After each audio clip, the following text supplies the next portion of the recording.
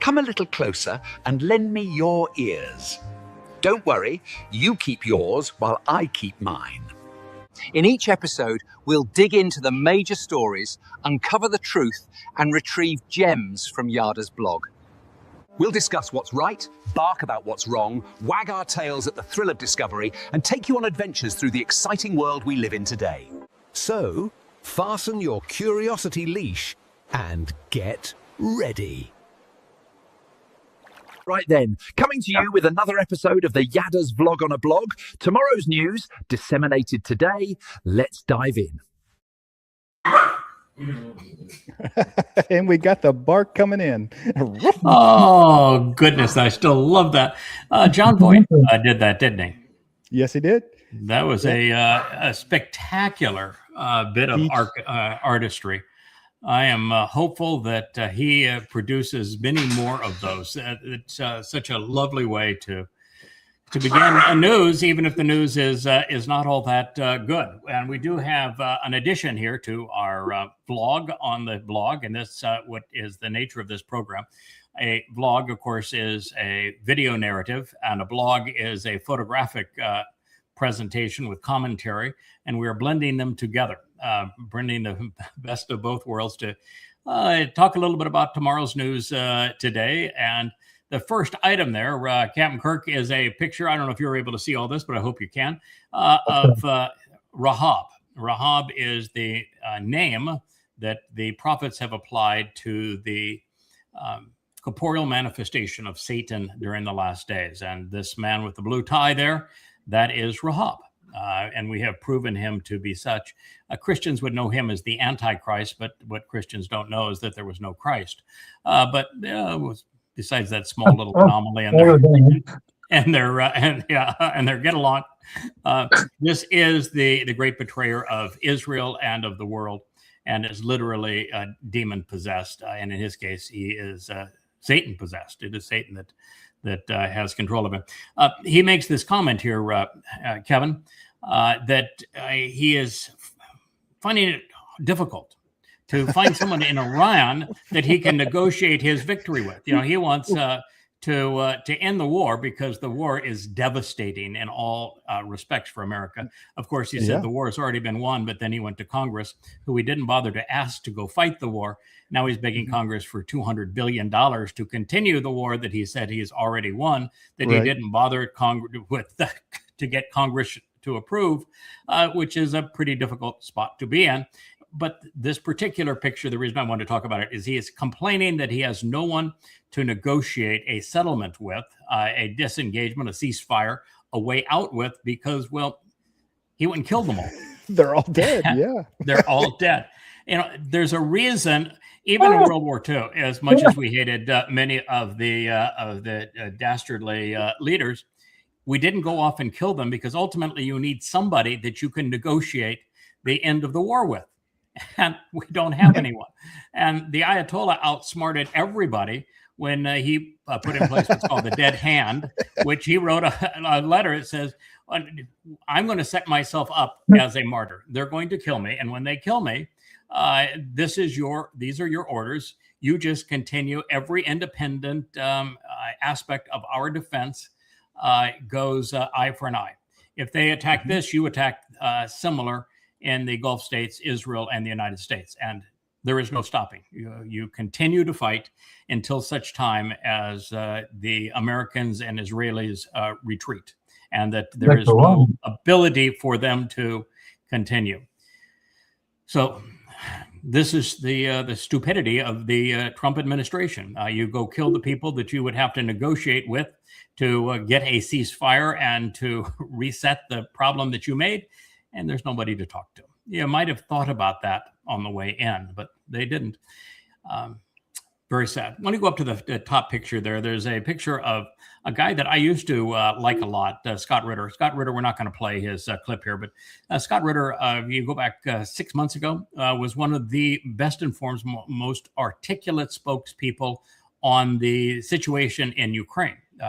He was a weapons inspector in Iraq, so he's one of those people that either looking for the contributed to WMD. the lie that there were weapons of mass destruction, or he may have actually been a voice for sanity and said there's no such thing, and the message never got to Bush, or Bush decided to ignore it and killed a bunch of people as a result of an outright lie. But now he is an expert. He is about 5 months ago, he went and had a long trip in Russia, and he came back as a bit of a zealot. I mean, I am exceedingly anti-Ukraine, and I have no love for Putin. I realize that Putin still is the most knowledgeable, most honorable spokesperson in terms of a world leader today, and that the war against Russia, as he knows, and he will absolutely articulate, as does everybody of any intelligence, that it's a proxy war that was started by the United States 20 years ago, and that it was done for the same reason that we are in Iran, which is the oligarchs in America want to carve up the world so they can digest, and they really want the wealth of the raw materials in Russia. And they despise the idea that Putin managed to pull Russia together and to make it a viable, independent state with very happy people. And so they'll do everything to disparage him, pretend to be negotiating with him, and then use their proxies to kill Russians, as they are in the Ukraine. And he knows this, and that's good. So what he's talking about now is in Israel. Going back to the last Israeli-Iran war, and now in this one, I've been on record for several years saying that while it is absolutely true that there would have been no reason for Iran to enrich uranium to 60% fissile purity, and the amount that they have and face the sanctions they've had, if they weren't intent on building a bomb. So I don't care what you want to say as a talking head, and all these talking heads he included say that Iran had no intention to build a bomb. Well, that's nonsense, because there'd be no reason to enrich uranium to 60%. If you want to make a nuclear reactor and generate power, you between 2 and 4%. 3.5% is the norm. You never go above 10%, much less 60%, and 60% gets you within a week or two most of the fissile purity, which is about 87% for a nuclear bomb. So there is 0% possibility they would have jeopardized their economy, their standing, their isolation to take 490 kilograms of 60% enriched uranium-235 if they weren't intent on building a bomb. And my guess is they have already built them, because there would have been zero incentive for them not to after the last bombing of Iran. And it was too easy for them to do so. They already have the nuclear missile technology to deliver them, and they clearly have the uranium, and it was not obliterated, as Trump said. What I want to talk about is just Ritter's comments here, that he explains that Iran is defeating Israel right now. Everybody that I listen to, and I think of a pretty good menu of experts that are, very plugged in, exceedingly well schooled on these issues. Now, Ritter is a bit of a propagandist, and every single one of them, by the way, now is anti-Israel. I can't find a single intelligence spokesperson that is knowledgeable on these subjects that doesn't despise Netanyahu in particular, but also the leadership of Israel. And of course, we live for Israel. I will die for Israel. We will all give everything we have to save Israel, but we're also opposed to Netanyahu. I can't say we, I say I am vehemently opposed to Benjamin Netanyahu and to the leadership of Israel. I think what they have done is suicidal. So I think that, yes, it is inevitable that Israel will face horrid consequences, appalling devastation, as a result of its continued actions against Iran. And this time, Iran is not going to agree to a ceasefire. They're going to continue to pound Israel until Israel is devastated. And they now know that their cluster bomb munitions are not salvageable by the Iron Dome. The Iron Dome and the Arrow and the THAAD and the like, they will not. They're not effective against those cluster munitions, and so they are just having to allow them to fall. One made a direct hit on the Haifa refinery just a couple of days ago. And they're not hitting hardened targets, so they're still effective. Yeah, they are. That's right. They'll take out airports and hangars and airplanes and refineries and all of these kinds of things. And they're, of course, be devastating in a civilian area. Because of the fact that in a war between missile and interceptor, the missile always wins, even if the interceptor hits its target, because of two factors. One is the difference in cost. The interceptor is anywhere from 5 to 100 times more expensive than the missile, and particularly when the missile or the projectile is a drone. And the second factor is that it takes a year's production of interceptors would maybe last 1 week in Israel. So the lead time to make interceptors is so long, and it's so short, relatively short. It's about 100 to 1 in the amount of time necessary to make a drone or missile versus an interceptor. Mm-hmm. That you are absolutely going to run out of missiles before the foe runs out of interceptors before the foe runs out of missiles. So this is a war that Israel cannot win on that basis. And then it goes one step further, that Iran is 30 plus times the size of Israel in land mass. Right. And it is 2 nations away from Israel, which means there is a 0% possibility that the Israelis can put boots on the ground. They can't get there because they can't go through Syria and Iraq. And then even in Iran, the territory is too hostile to a mechanized advance, and there's no way to resupply troops. They would die. It would be a suicide mission. Same thing's true for the United States. The United States can't invade Iran. They may be able to occupy an island, but even at great consequence, right, with very little benefit. So without boots on the ground, you're not taking over a country. And so with the disparate population, 7.5 million Jews in Israel versus 90 plus million people in Iran, there is no way for Israel to prevail. Israel cannot.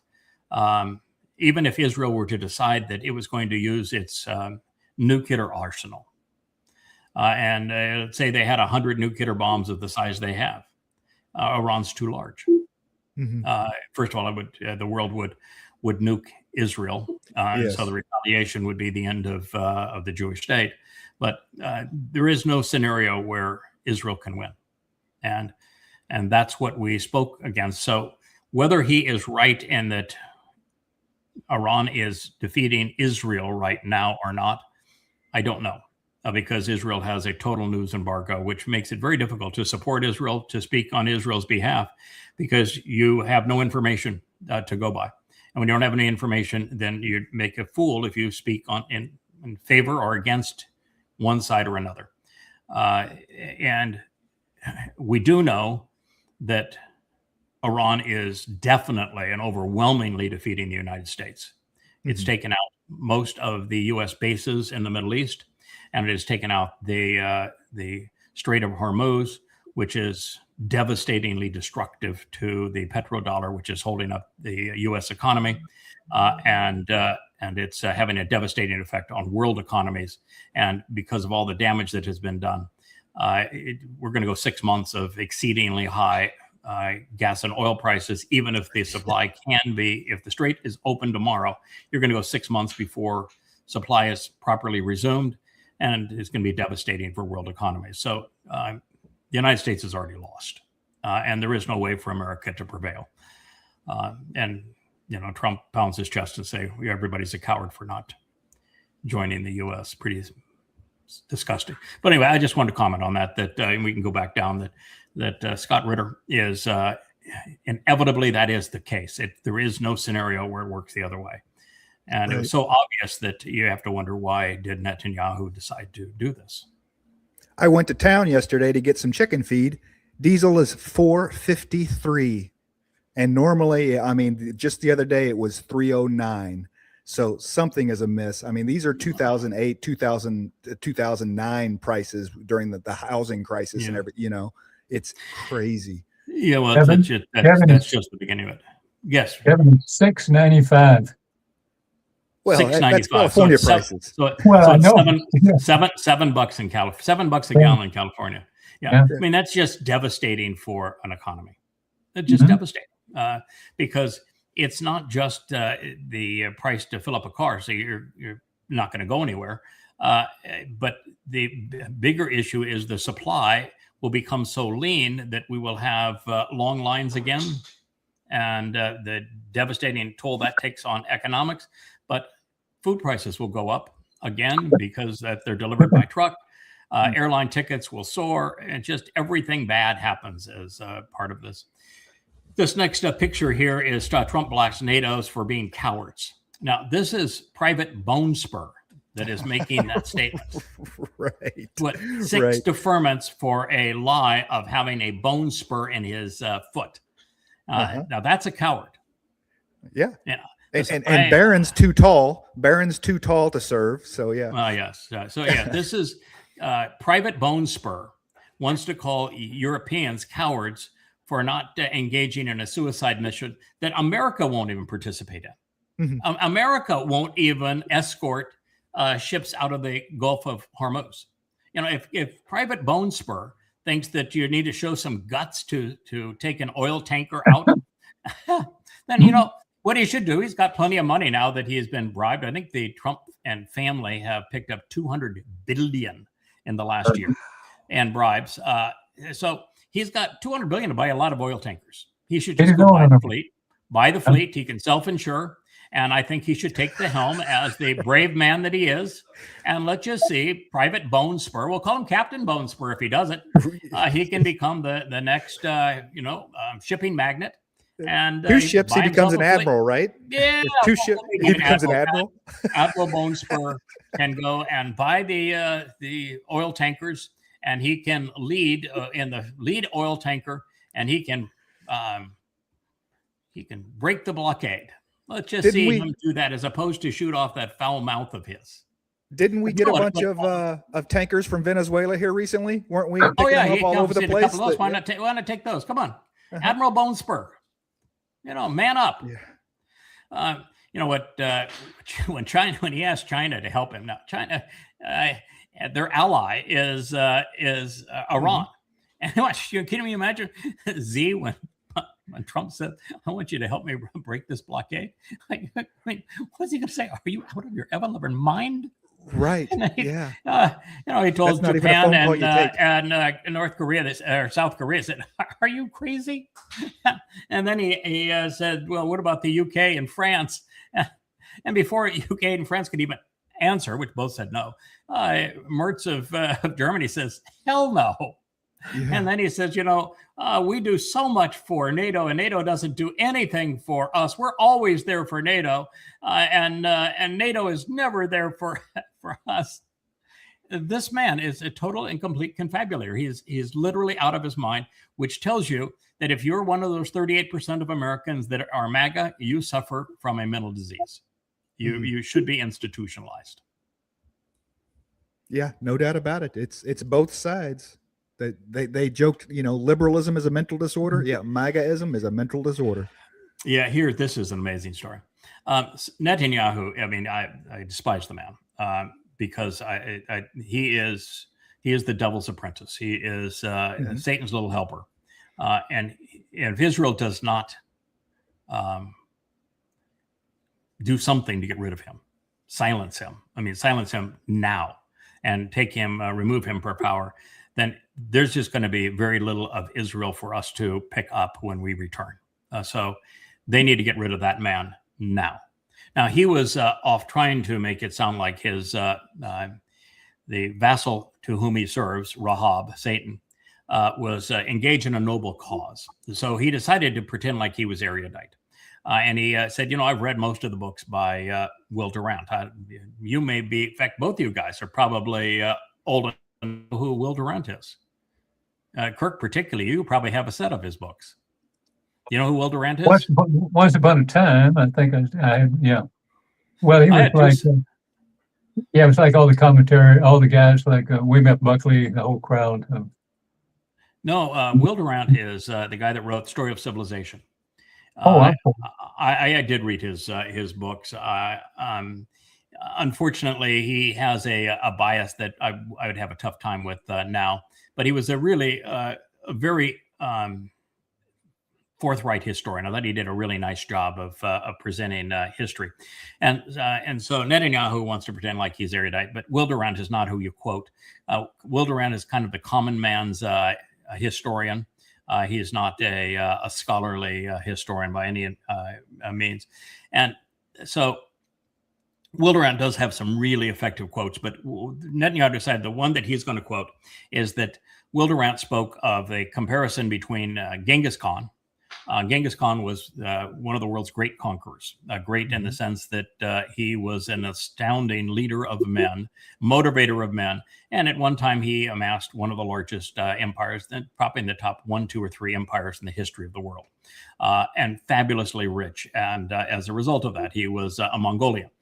And his son Kublai Khan even advanced beyond what he had achieved. What people don't know about Genghis Khan is that he was actually more religious, had a more religious text. He created his own religion to advance his militant cause than did Muhammad. Genghis Khan was a vastly better writer, more articulate, and vastly more, a million times more successful than Muhammad. But Genghis Khan was ruthless.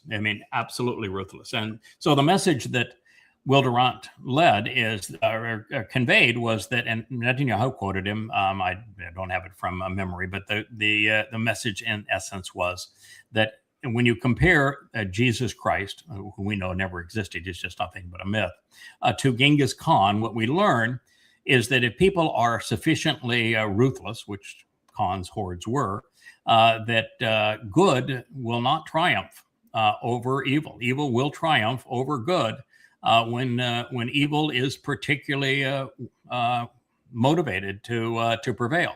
And so he was trying to convey that Rahab, Satan, in Donald Trump was the Jesus character trying to stamp out the great evil that is Iran. That they were the Genghis Khan character in this play. And Christians went apeshit, saying, oh, they blaspheme the name of Jesus, and you blaspheme the name of Jesus, it's holy hell on you. Not even smart enough to know that Genghis Khan was actually an extraordinary man, and that Jesus Christ never existed. But all he's doing is he's quoting a historian, and people are having a conniption fit over it. First of all, it was a dumb quote. It was misapplied, and it doesn't hold true because Jesus never existed. But nonetheless, I just see just how unbelievably stupid Christians are and hateful they are in this regard. So they think that Netanyahu is a blasphemer because of his comparison between Jesus and Genghis Khan. Of all the things to be upset with Netanyahu about, that's probably at the bottom of my list. Except for just the stupidity of of advancing the quote. He's quoting Genghis. He's quoting Will Durant, but he's misapplying the whole thing. So it's amazing. So in this particular case, this is a fellow. Can you go up just a little high? Go. Maybe it's down, so I can just see what is written here. I listened to a bit of this. So what he'll saying again is that Zionism, he has Jesus, he's a Jesus freak on his shirt. And he says, I'll say it again, Zionism is a cult. By the way, who authored the term Zion? Yahweh. Oh, Yahweh. Oh, so Yahweh's a cultist. Yeah. So he's not bright enough to know that Zion is from Yahweh. Yahweh authored the term. And not bright enough to know that Zion means signs posted along the way, and they're posted on the ridgeline of Moriah. And if you don't read them and know what's on those signs, you have zero chance of salvation, none. You either read those signs and follow them from Dod's home to Yahweh's home, or you are going to be among those who are scorched. And he says, so Zionism occults, and it has no place in the church. He doesn't also know that there's no mention of a church anywhere in the New Testament. Yeah. That's a shock for most people. The word church does not appear anywhere in the New Testament. Not even an approximation of the word church. Right. You Every can time tell you folks read do not church, read their own source documents. Right. They do not read their own search documents. They believe nonsense because they've been spoon-fed nonsense. Well, yeah. Their text actually reads ecclesia. Ecclesia either needs to be transliterated as you have an ecclesia, or it has to be translated. And translated, it can't be translated to church. It can be translated to called out. Ek means out, and ecclesia means called. And so there is no basis for church. In fact, the only word at the time that had a sound similar to church was Church. And she was the goddess of the Germanic religion, where she was the daughter of the Helios. Of Helios, the sun god. So they've named their institution after a sun goddess. But there is absolutely no church. And even in the New Testament, most certainly isn't a church. And Yahweh's Torah prophets, and Zion is Yahweh's term, which he's calling a cult. So when you're dealing with Christians, you're dealing with people who are just absolutely, hopelessly ignorant and irrational. Hopelessly ignorant and irrational. I mean, you couldn't save that man there. If you had 1,000 hours to try to reason with him, you would be better off speaking to a turnip. Yeah, you can't. Back to the called out. That means no buildings. And so think of all the money that they would save if they didn't have all these buildings and stuff that they had to tithe for and pay for and everything in their 501(c)(3)s. Yeah, the actual definition is the antithesis of what he's of what church, because church is a building and an organization that people go into, and it actually the word means called out. And of course, it was written by a man who admitted he was demon possessed. Right. Israel's biggest weapons factory is destroyed. Now, the reason I poke this is, you see the Sean Hannity over there? I know Sean Hannity. He's been on my airplanes back in the time that I owned airplanes, and I was pretty well connected. Sean Hannity, I used to fly on. I used to provide transport between various meetings for Sean. But that's AI, Sean. Yeah. Most of the AI, most of the influencers now aren't even doing what we're doing. Right. Not AI. I don't know about you guys, but nope. Well, you can pull on the beard. Fingers. Yeah. Fingers. That's the Netanyahu. Look at my fingers. That's AI Hannity, not a real Hannity. I mean, we have gone to a position now where news isn't news. There's just no correlation. He's got a picture there of these 5 missiles impacting, and of course the explosions are before the missiles even impact. But they got a nice little jet thing going behind them, as if a ballistic missile is still firing when it goes down. You know, it's called a ballistic missile because the rocket fires on the way up. It's gravity that brings it down. So your AI is stupid. That's not the way they look. The explosion happens after they hit, not before they hit. That's not what Iran is using on Israel these days. They're using the cluster versions, and that's not what they look like. And so you had to create a false factory and false missiles and an AI version of yourself. And these idiots want to claim that the mainstream networks are fake news. Right. That is their fake news. Wow. We don't even need talent anymore. We don't even need real flesh. We can just rehash the old ones, right? Cronkite, Rather, they can all come back and be AI. It all depends on who you're working for. Yeah. Yahweh likes flaws, and we work perfect because he likes flawed people. He likes real characters, and so you can't do the Hannity and work for Yahweh. If you're going to work for Yahweh, you got flaws. You have speech impediments. You'll be tongue-tied at times. You'll make some mistakes. That's what he wants, so that you then can demonstrate that you're able to learn from it, correct a mistake, move on from there. That God made a decision a very long time ago that he would not talk directly to people for lots of reasons. He doesn't like people very much. People are really jerks, particularly his people. I mean, his people told him to shut up and go away. They never wanted to hear from him or see him again. And that was, that was the first few days of the Exodus. So, he was saving them, and they told him to shut up and go away. So, bellyache throughout the entire process. They didn't even get out of Egypt before they were bellyaching. And so, God made the decision that he was not going to speak directly to us. He was going to convey everything he had to say through people of his election. And so he has chosen people, not a lot of them, not a lot of people he could trust, but he's chosen people he could trust. And all of those people have ups and downs and character flaws. They're all real. All have a lot in common. And you look at his favorite person, Dode. I mean, that boy, he had some real issues. And yet he's also got great intelligence and tremendous devotion. He has so many attributes and skills that Yahweh also loves. I don't know if you guys have noticed, and it's something we'll cover in one of the shows here, but I came to the conclusion for a number of reasons that the soul that Yahweh breathed into the first man conceived in his image was Dode. And I came to that conclusion because of the fact that God refers to him very early on as his firstborn, and he calls him his Bakor, his firstborn, long before Dode did anything that would justify that.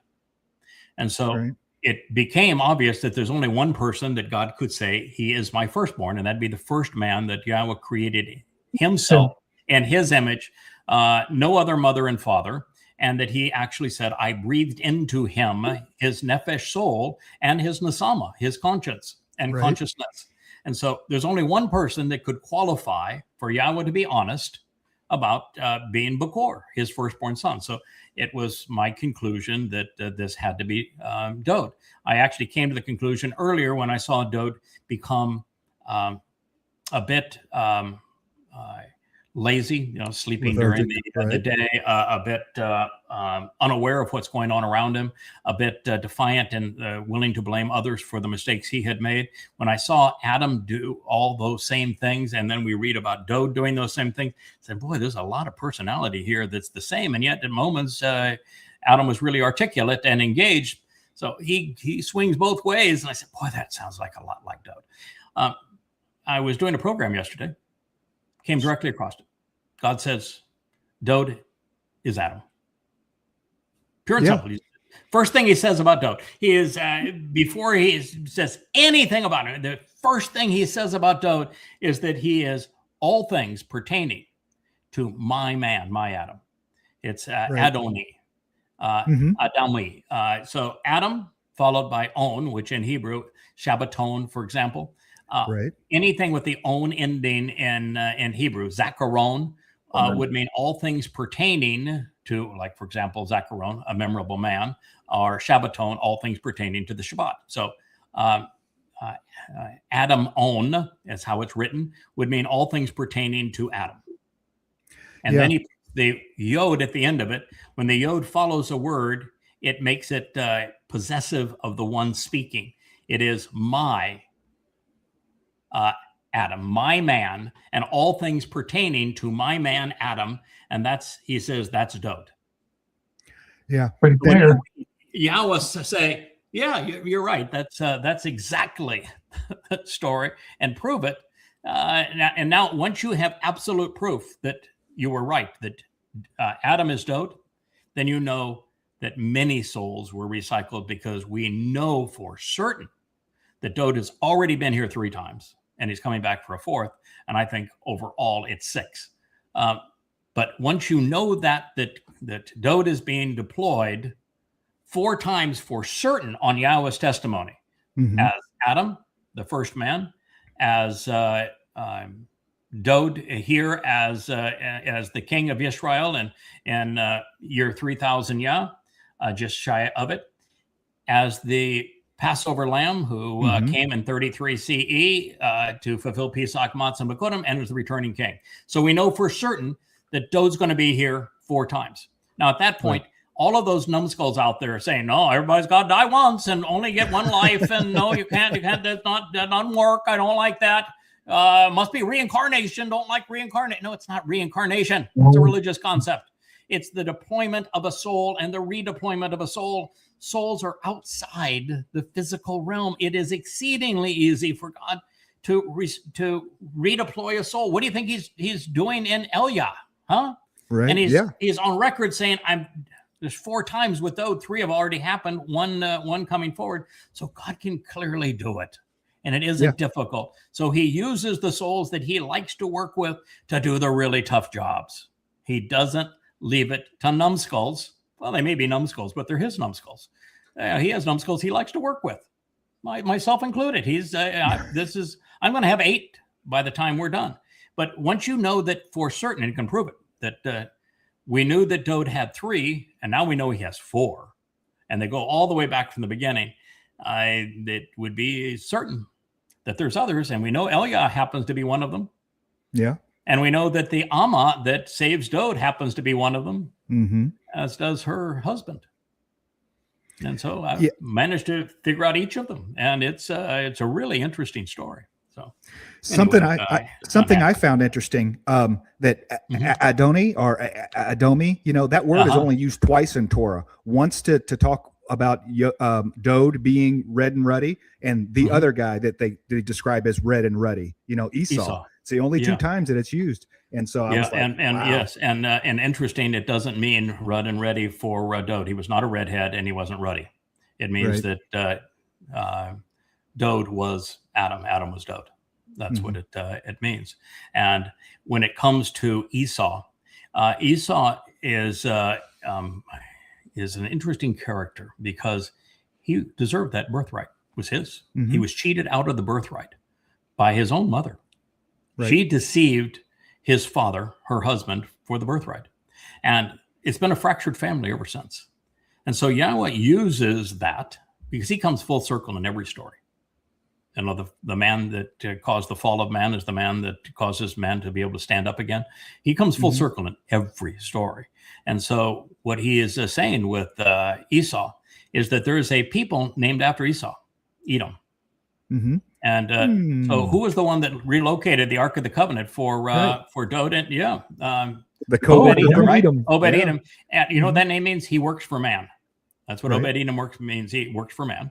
And according to Yashaya, Obed-Edom comes back as the man from Edom, coming out of that same wine vat. Both stories that saves the world.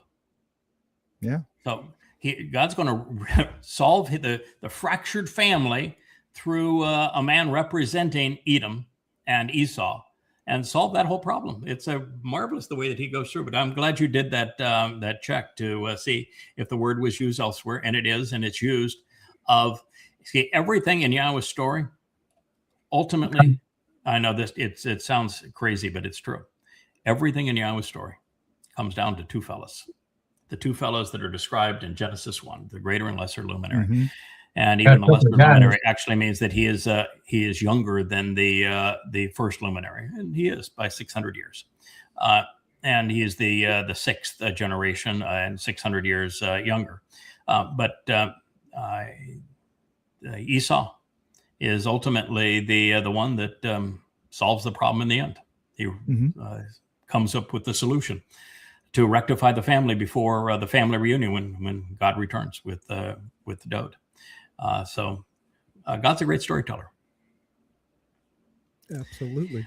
Yeah, I bet you didn't know that an aircraft carrier. But thank you for doing that research. I like it when things I say are checked, just because you can't do everything all the time when you're trying to pursue something like this, and it's nice to have those checks. And so you find something that doesn't check out, then you got to figure out why did that not work. And so here's the Abraham Lincoln and a dry dock.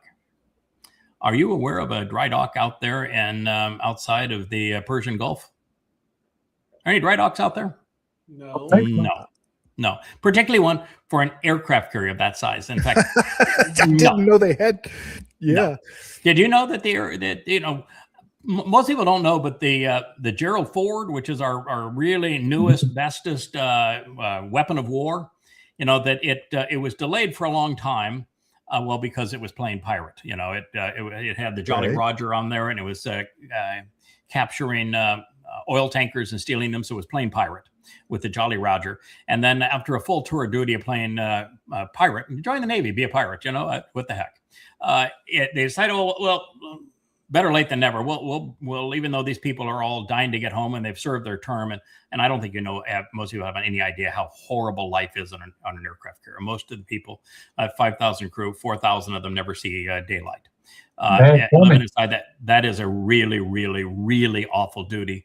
And according to people that I know well in the upper echelon of the Navy always assigns their very worst people to it because there's so many on them. You know, you can't put the worst people on a submarine because there's too few of them. They drive each other crazy. It's the worst of the Navy that goes on an aircraft carrier. And the life on that is just miserable for them. And of course, it was delayed because their crappers didn't work. There was shit flowing up and down the hallways because the toilets haven't worked on the Gerald Ford since it was made. They came up with this really fancy toilet and they do everything but flush poop. But and got one job. Got one job for flush poop and they can't do it. It is gravity, man. Come on. Yes, and they can't do it. So they finally get on scene, and the moment they get on scene, I'm not even sure they got on scene yet. They may have been a week, 2 or 3 days away. They get close to on scene, and the laundry goes. They get a laundry fire, and the laundry fire is so bad, and they have so little ability to put out a laundry fire. Now, can you imagine when things shot at, and they were trying to put out a real fire, like a fuel fire or a fire in the munitions base? Well, they couldn't put out a laundry fire, and it burned for like 4 or 5 days. And the ship's heading back now, going back to the Mediterranean. Well, that's the Ford that is brought out of duty, but it isn't because a missile hit it. It's because, well, the crappers didn't work and the laundry laundry caught on fire. Yeah, laundry caught on fire.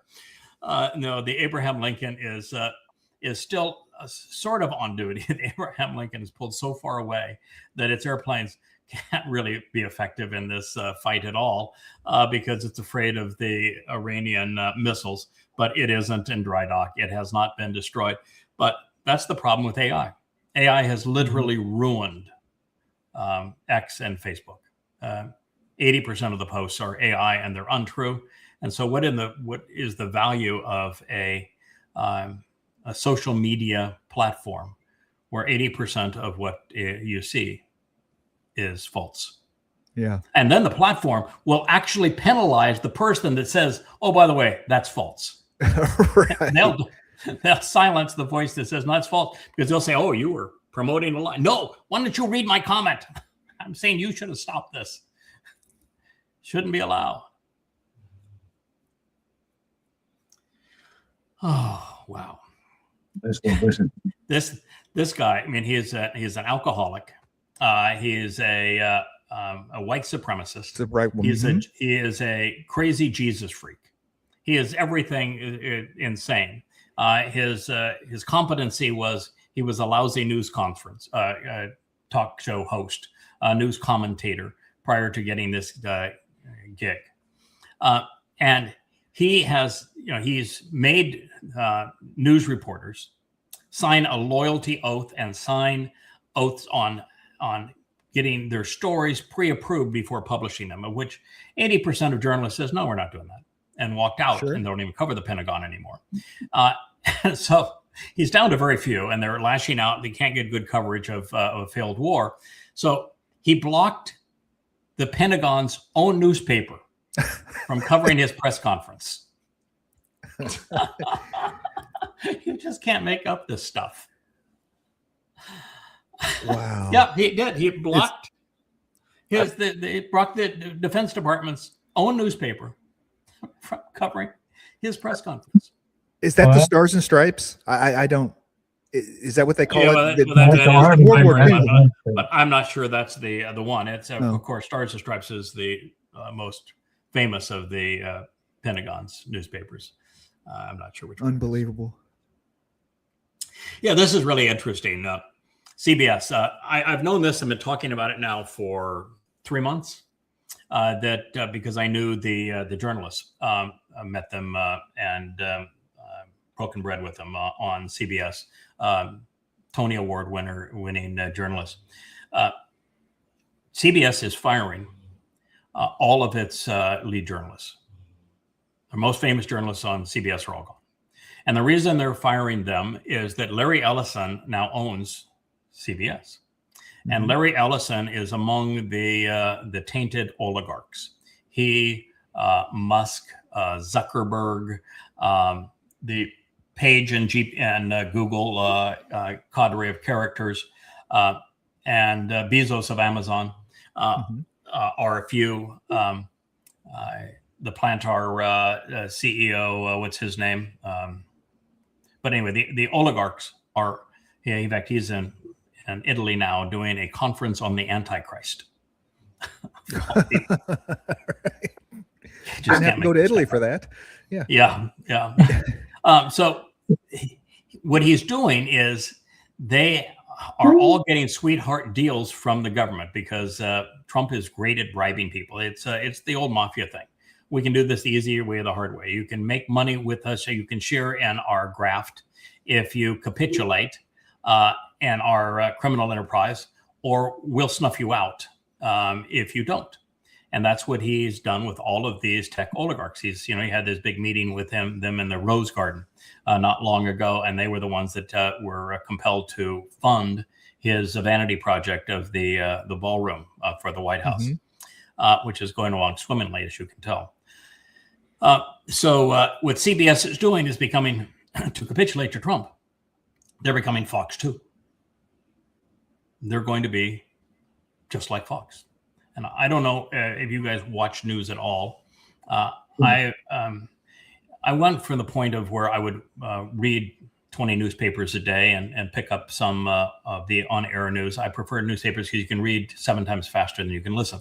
But what I realized that both the printed and the spoken press, the media, that they were wrong about the details of stories and the angles of stories about half the time. But there was an effort to be right. They just didn't know enough to be right, and their judgment wasn't good enough to be right. And of course, they were biased for their various issues. Yes. And then Fox came along, and it fair and balanced, and they became the opposite of that. They were not fair, and they were not balanced, and they were just the opposite voice of CNN. So you had, a liberal lie on one side and a conservative lie on the other, and the truth isn't necessarily in between. They were just both lying. Then we had social media, which was this, the people get to bring the news, so you can amalgamate things. And then, and there was some validity to that until AI. And now with the integration of AI, there is no value whatsoever to social media. It is, it's wrong 90 to 95% of the time. So the filter now is so high on what is legitimate and not legitimate on social media. It's become an utter waste of time. But anyway, what Ellison is doing, and he owns CBS, he's the one that got the sweetheart deal, part of the deal. I'll let you buy TikTok on the cheap from the Chinese that we have told that have to sell it. But you're going to get, I want favorable coverage and CBS. So I want you to fire all the liberals and replace them with MAGA. And that's what's happening at CBS. Yeah, FCC and SEC are some serious tools to be used against the guys with money. I mean, because you can't do anything without them. It is one strike with the FCC and everything is gone. And that's the way, by the way, that I looked at it. And what you said is absolutely true. And that's the way I looked at it. I don't look at it that way anymore. And the reason is that I think, I don't want to verge on conspiracy here, but it's hard not to. It doesn't really matter if you have a liberal or a conservative president in the White House or a liberal or conservative Congress. America has been self-destructive now for 50 years. And whether it's the CIA that is running things and they say you either play our way or we will kill you, which they're very good at, or it's America really did have an oligarch class. And when evil condemns people, like started to condemn Russia and pirated the vessels, airplanes, and properties of what they called the oligarchs in Russia. And by the way, it was the oligarchs in Russia that were able to keep that country functioning when it made the transition from communism to free enterprise.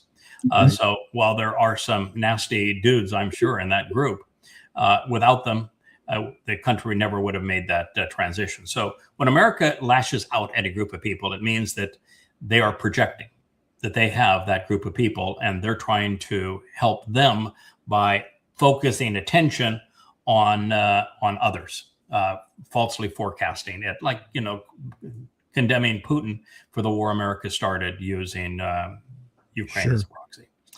America has oligarchs. Oh, yeah. And now we know their names. They're people like Musk and Zuckerberg and Bezos and Larry Page and Larry Ellison are all examples of that. And what you can see is they're all in league now with Trump. And they're getting filthy rich. I mean, Trump has now, best estimates now are $200 billion that he and his family have picked up during the first year of this term. So they're all getting filthy rich. And what America is doing worldwide is all because the oligarchs want more and more. And they realize that America is failing. And the only way now for America to remain the hegemon that they need it to be and have the reserve currency so they could have the profits is they need to devour other countries and have their wealth.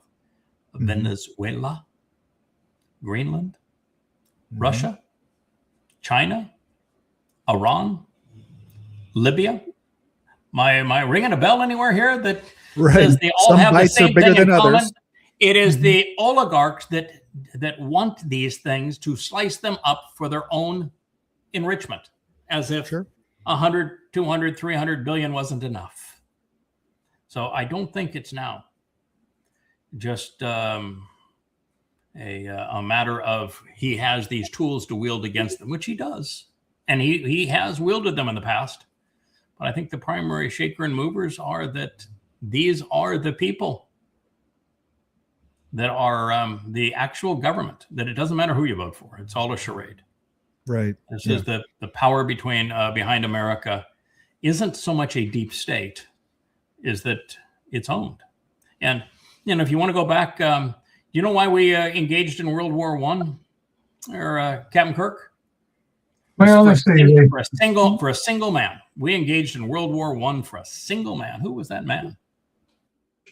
Archduke Ferdinand? JP Morgan. Oh, JP Morgan? Yeah, the reason we engaged in World War I was to bail out JP Morgan. JP Morgan negotiated an exclusive position as the bank for England as it was getting pummeled and beginning to lose the war. And he signed a contract to be the exclusive arms supplier to England. And as the Germans were prevailing, the English were going broke. And if you were the lone dude making money on every arms sale to Great Britain, and you're their banker, what happens when they can't pay their bills? JP Morgan goes poof. Yeah, it's not like he gets England. He doesn't foreclose on England. So the Churchill and Woodrow Wilson, Colonel House along with them, came up with a plan. They looked at history and said, I remember we sunk the Maine. That worked really well. General patriotism. Yeah, you get Americans, they're going to be ready to go into fight. We'll get something sunk with some people on it. We'll sink the Lusitania. Well, we just use the Lusitania. We're using it right now to transport the arms that JP Morgan is shipping. Let's sink the Lusitania. How about that? So the Germans got word of that was the plan. They had spies. Their spies were doing their job. And they paid for ads in the nation's leading newspapers and said, don't ride on the Lusitania because it is now an enemy combatant. JP Morgan bought every one of the newspapers that those ads were placed in, save one. Every one of them save one. So the ads wouldn't be seen. And then he and his Colonel House and Woodrow Wilson, and Winston Churchill, specifically slowed the Lusitania down, sailed it right into the teeth of the German U-boats, and she was sunk deliberately. to get Americans to rally around. I'll go fight for America. Fight for America. I'm going to go into those trenches and fight for America. And Americans died to protect J.P. Morgan. This is what we do. This is what we have done. Why do you think that America engaged in the Vietnam War? Made a lot of people really rich, didn't it? And the whole argument for that war, it was a lie. The Gulf of Tonkin incident never occurred.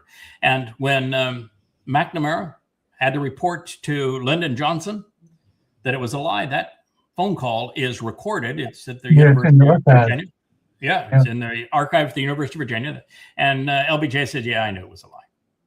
He says, but if we admit now that it was a lie, then we will be voted out and impeached in disgrace. America's never going to forgive a president that loses a war, and we would have lost the war if we bail out now.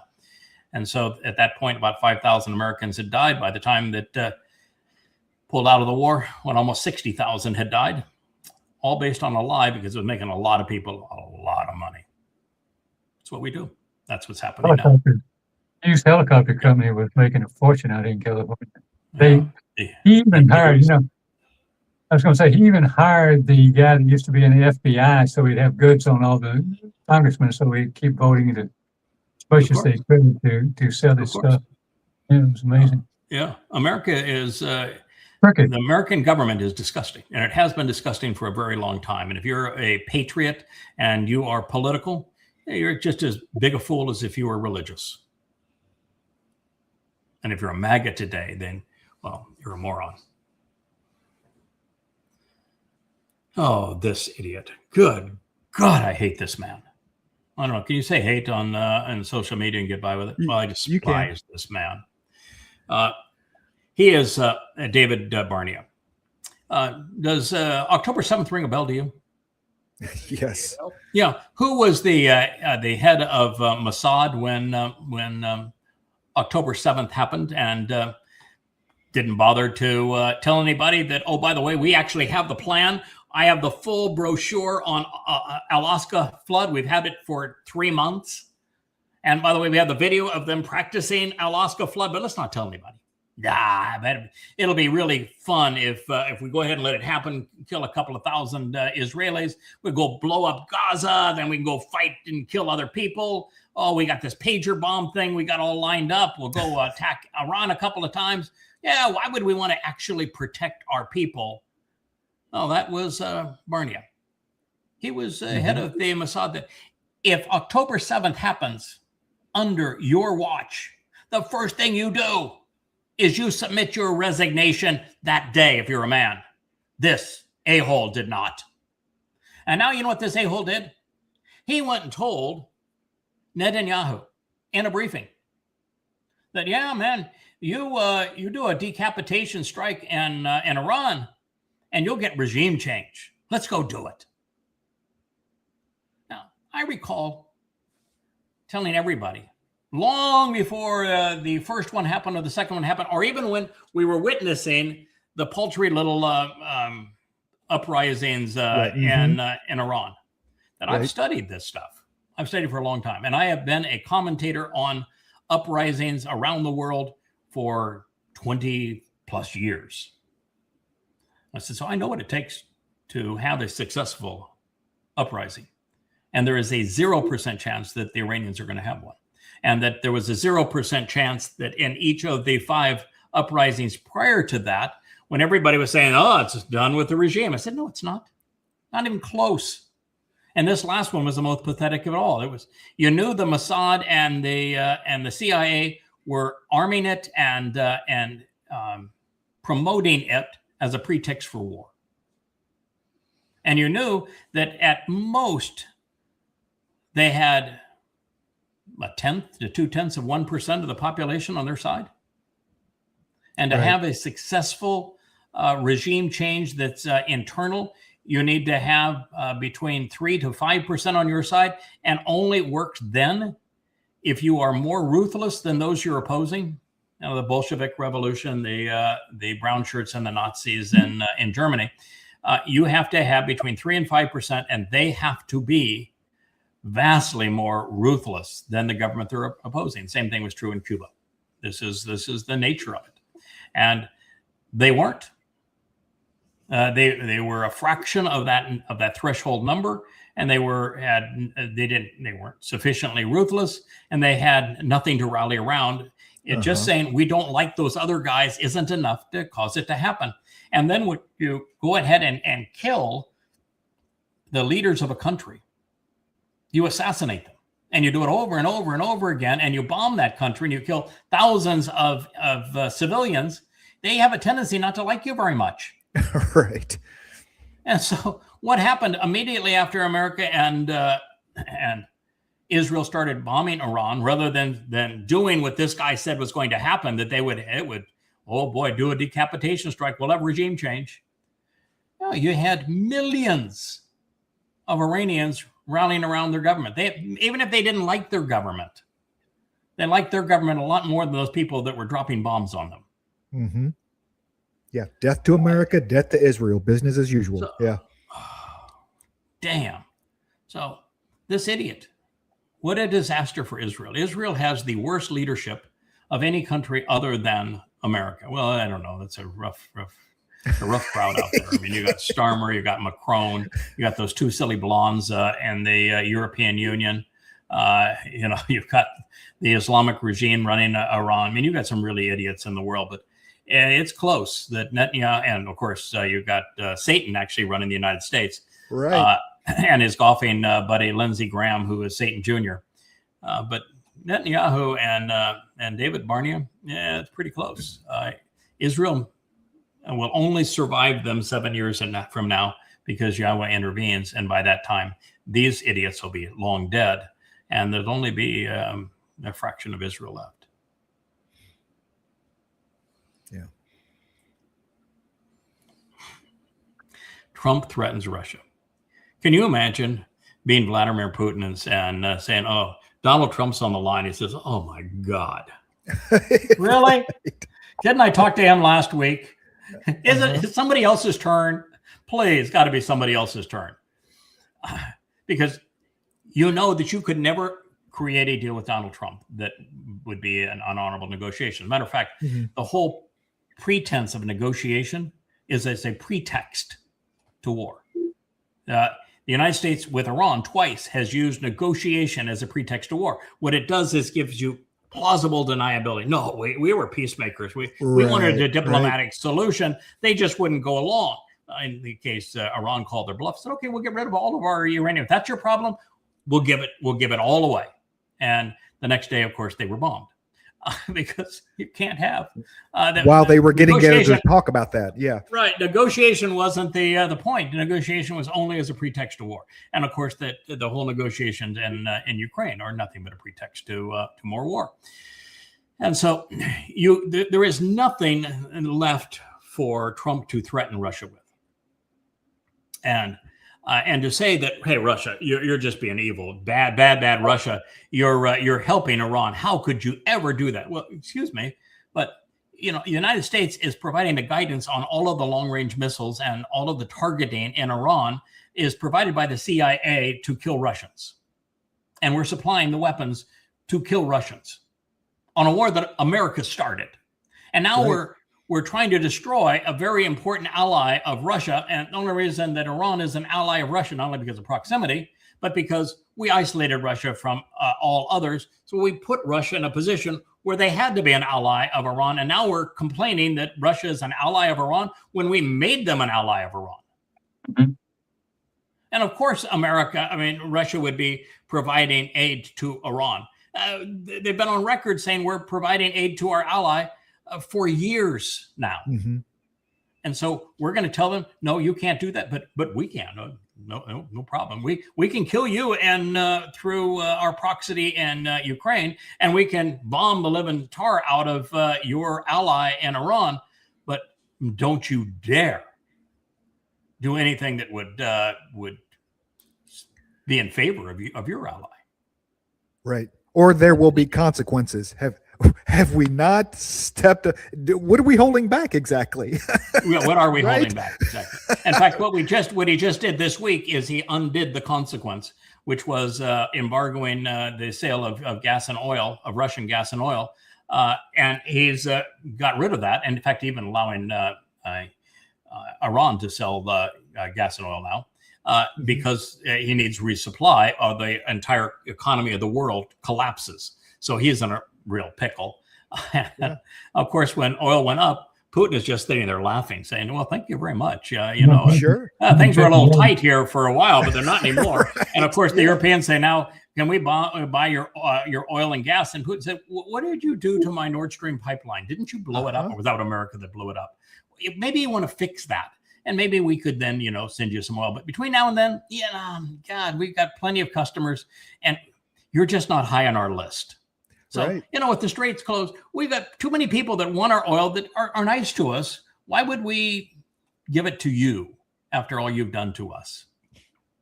I have a little y'all, I've got a little minor emergency upstairs with the dogs. I'm here all by myself. I'll be right back, okay? Okay. All right. What do you got next there?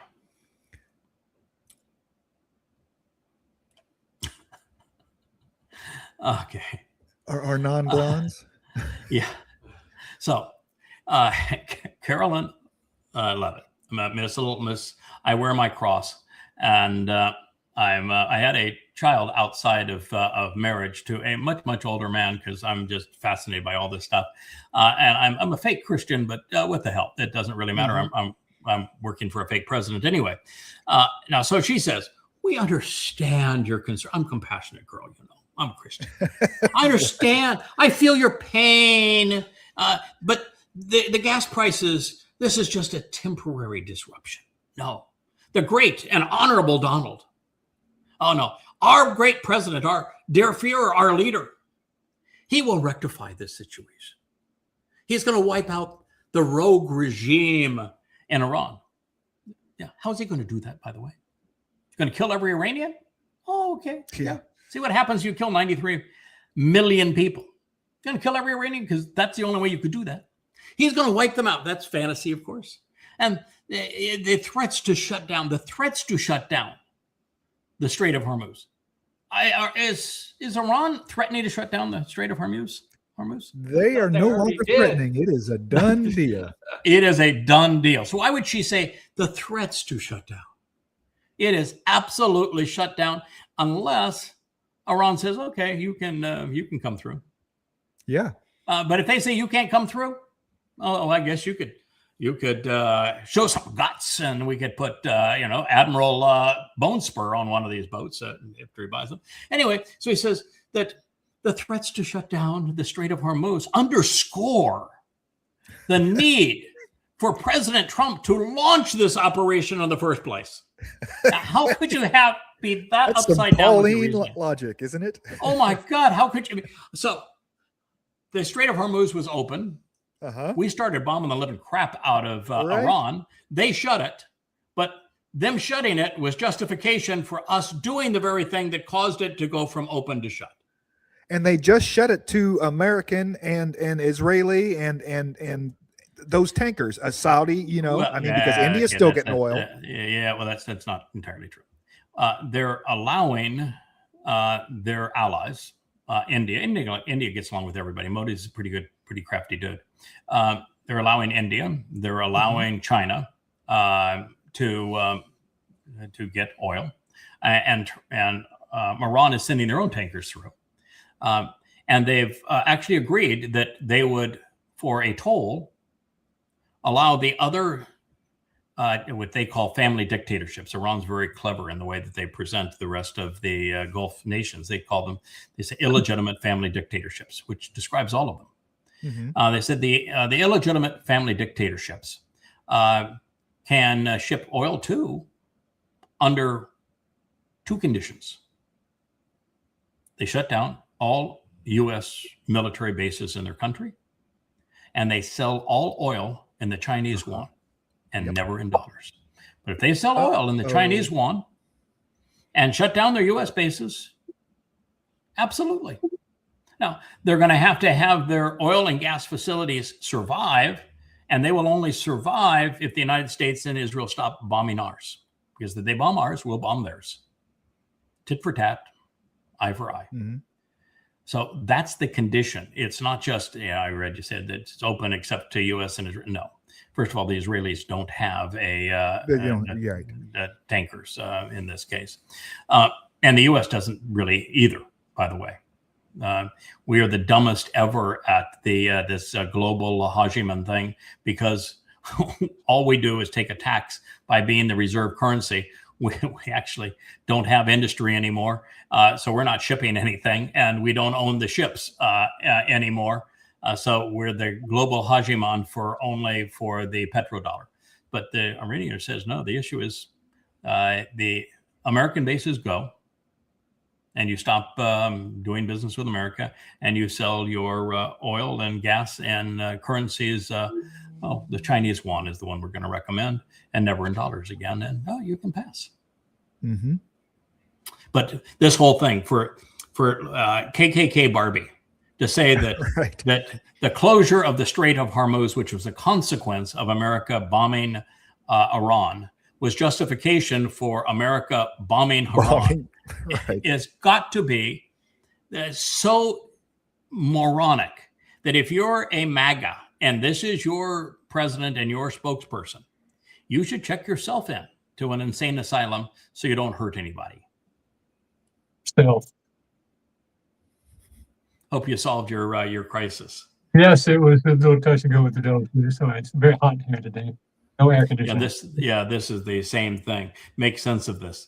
They were going to block the Strait of Hormuz. So Trump had to start a war that blocked the Strait of Hormuz. Perfect. Hey, white coats.